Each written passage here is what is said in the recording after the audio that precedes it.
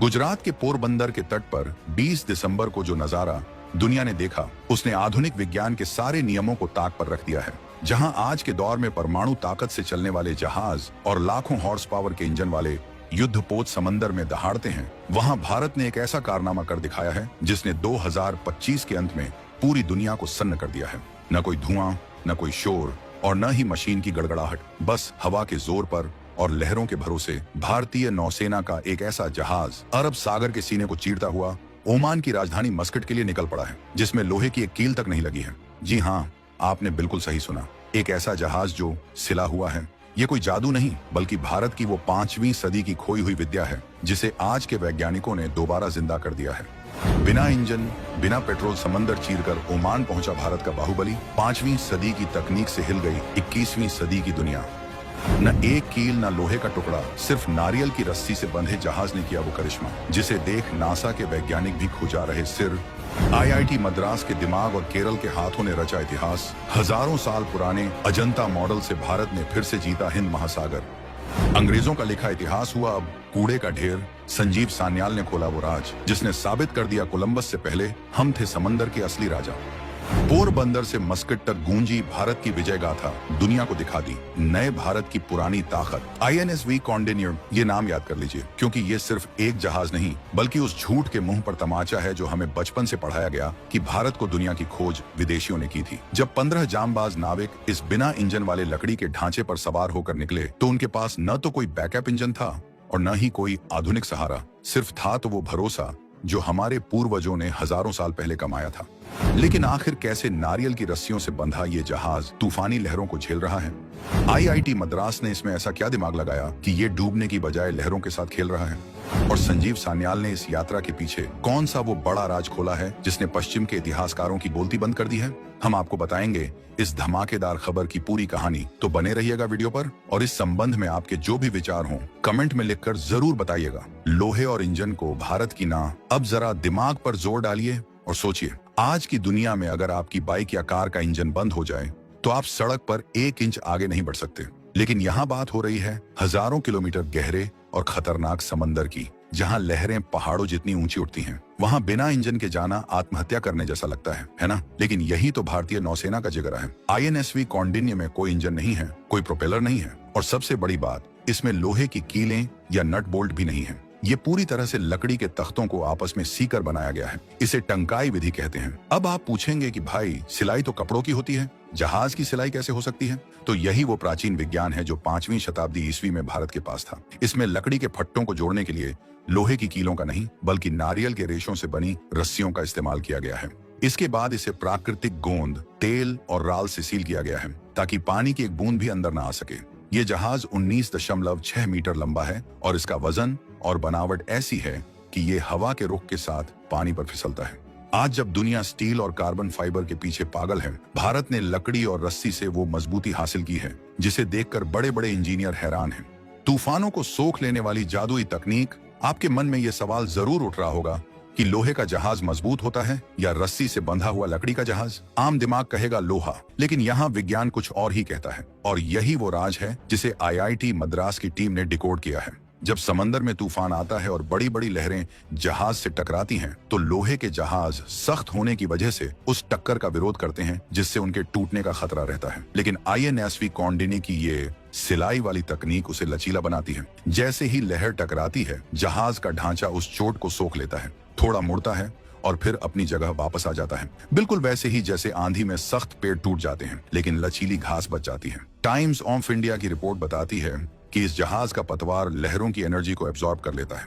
IIT Madras के वैज्ञानिकों ने इस पर रात दिन काम किया, इसके हाइड्रोडायनामिक्स यानी पानी में गति के विज्ञान को परखा और तब जाकर ये हरी झंडी मिली। ये साबित करता है कि हमारे पूर्वज सिर्फ तुक्के में जहाज नहीं बनाते थे, उनके पास गजब की इंजीनियरिंग थी जिसे आज हम मॉडर्न लैब में टेस्ट करके सही पा रहे हैं। अजंता की गुफाओं से निकला डिजाइन, ये जहाज सिर्फ एक मशीन नहीं बल्कि उड़ता हुआ इतिहास है। इसका डिजाइन किसी कंप्यूटर पर नहीं बल्कि अजंता की गुफाओं में बनी हजारों साल पुरानी पेंटिंग्स से लिया गया है। सोचिए, उन गुफाओं में जो चित्र बने हैं उनमें ऐसे जहाजों का जिक्र है जो दुनिया भर में व्यापार करते थे। आईएनएसवी कौंडिन्य उसी विरासत का जीता जागता सबूत है। इसमें 15 नाविकों की टीम है जो अपनी जान हथेली पर रखकर उन्हीं रास्तों पर चल पड़ी है जिन रास्तों पर कभी भारत के व्यापारी मसाले, कपड़े और रत्न लेकर अरब और अफ्रीका जाया करते थे। मई 2025 में जब इसे कर्नाटक के कारवाड़ में नौसेना में शामिल किया गया था, तब किसी ने नहीं सोचा था कि साल के अंत तक ये असली मिशन पर निकल जाएगा। जहाज के डेक पर हड़प्पा शैली का पत्थर का लंगर रखा गया है जो हमारी 5000 साल पुरानी सभ्यता की याद दिलाता है। साथ ही इस पर गंडभेरुंडा, 2 सिर वाला पक्षी और याली आतम पौराणिक शेर की आकृतियां उकेरी गई हैं। ये सिर्फ सजावट नहीं है, ये वो निशान हैं जो बताते हैं कि ये जहाज किसी और का नहीं बल्कि उस भारत का है जिसका सूरज कभी अस्त नहीं होता था। आईआईटी मद्रास का दिमाग और कारीगरों का हाथ। इस मिशन की सफलता के पीछे 2 बड़ी ताकतें हैं। एक तरफ आईआईटी मद्रास की आधुनिक बुद्धि और दूसरी तरफ केरल के पारंपरिक कारीगरों का हुनर। इस जहाज को बनाने वाले मास्टर शिपराइट बाबू शंकरन और उनकी टीम ने अपनी पीढ़ियों पुराने ज्ञान का इस्तेमाल किया। उन्होंने एक भी आधुनिक मशीन का इस्तेमाल किए बिना अपने हाथों से लकड़ी को तराशा और रस्सियों को बुना। उधर आईआईटी मद्रास ने यह सुनिश्चित किया कि ये प्राचीन डिजाइन आज के सुरक्षा मानकों पर खरा उतरे।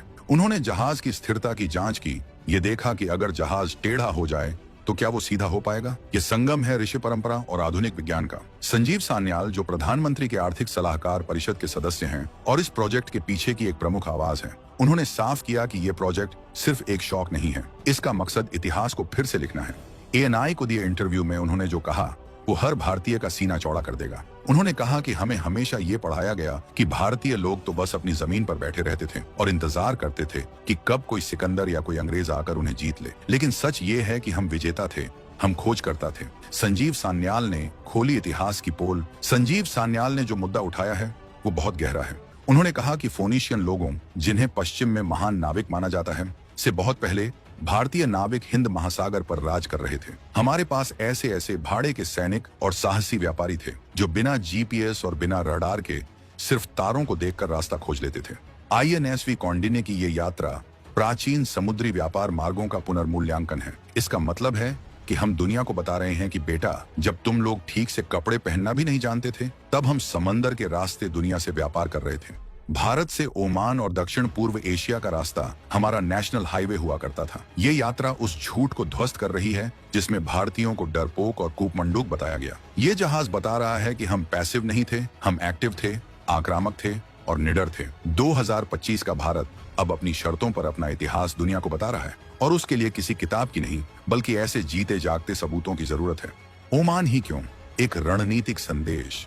अब सवाल आता है कि पहली यात्रा के लिए ओमान के मस्कट को ही क्यों चुना गया। इसके पीछे भी एक गहरी कूटनीति और इतिहास है। ओमान और भारत के रिश्ते सदियों पुराने हैं। गुजरात के लोथल और धोलावीरा से निकलने वाले जहाज सीधे ओमान और मेसोपोटामिया जाते थे। आज जब चीन मरीन सिल्क रोड के नाम पर हिंद महासागर में अपनी टांग अड़ाने की कोशिश कर रहा है, भारत ने अपना ये सांस्कृतिक जहाज उतारकर बता दिया है कि ये इलाका हमारा था, हमारा है और हमारा ही रहेगा। ये सॉफ्ट पावर का वो हथियार है जो बिना गोली चलाए दुश्मन के हौसले पस्त कर देता है। आईएनएसवी कौंडिन्य जब मस्कट के बंदरगाह पर अपनी बिना इंजन वाली शान के साथ लंगर डालेगा तो वहां खड़ी दुनिया की आधुनिक नेवी के जहाज उसे सलाम ठोकने को मजबूर हो जाएंगे। ये संदेश है कि तकनीक बदल सकती है, लेकिन समंदर का असली राजा कौन है ये इतिहास नहीं बदला जा सकता। भारतीय नौसेना ने इसे गैर लड़ाकू पोत कहा है, लेकिन इसका असर किसी भी लड़ाकू विमान से कम नहीं है।